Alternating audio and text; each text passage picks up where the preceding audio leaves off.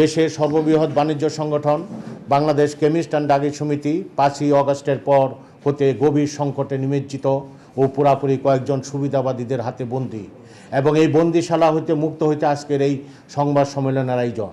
উপস্থিত সাংবাদিক ও কেমিস্টবৃন্দ, আমাদের সমিতি অর্থাৎ বিসিডিএসের সর্বশেষ নির্বাচন হয় 2024 সনের 20শে মে।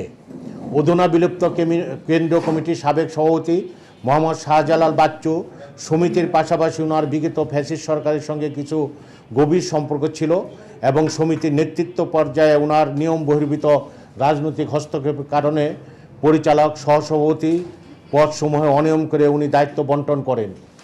5ই অগাস্ট 2024 সনের বিগত সরকারের পতনের সাথে সাথে সমিতি সভাপতি মোহাম্মদ শাহজালাল বাচ্চু দেশ ত্যাগ করে বিদেশ চলে যান এবং আজ অবধি ফিরে আসেননি।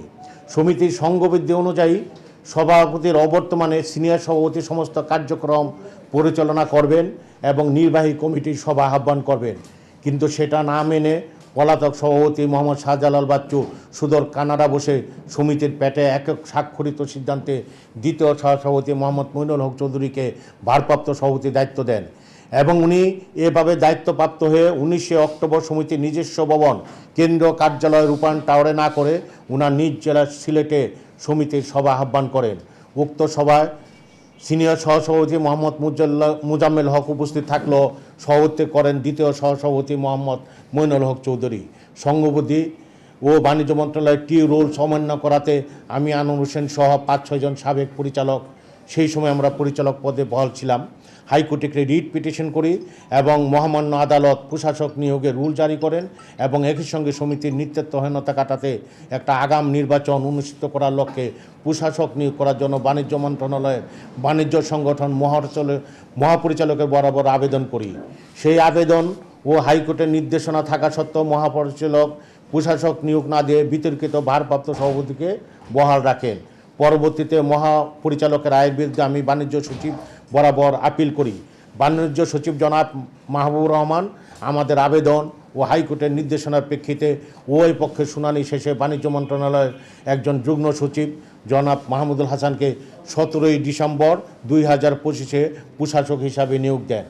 অপর পক্ষ জনাব মইনুল হক চৌধুরী প্রশাসক নিয়োগের স্থগিতাদেশ চেয়ে 22শে ডিসেম্বর রিট আবেদন করে এবং মহামান্য হাইকোর্ট প্রশাসক নিয়োগের উপর স্থগিতাদেশ দেন।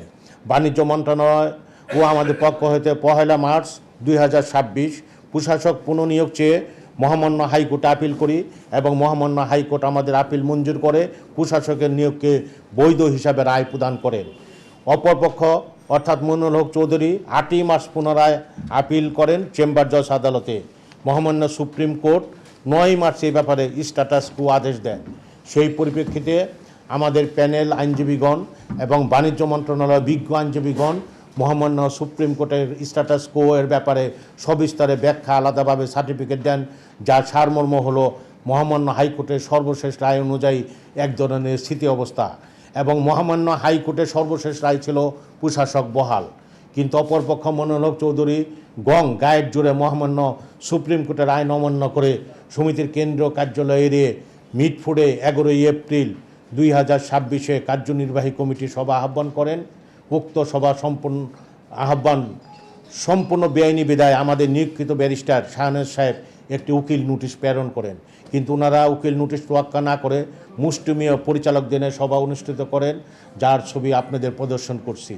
বাণিজ্য মন্ত্রণালয় হাইকোর্ট কর্তৃক একটি বাতিলকৃত কমিটি কীভাবে এই সভা আহ্বান করে আমি এই সাংবাদিক সমাজ ও সংশ্লিষ্টদের নিকট প্রশ্ন রাখলাম।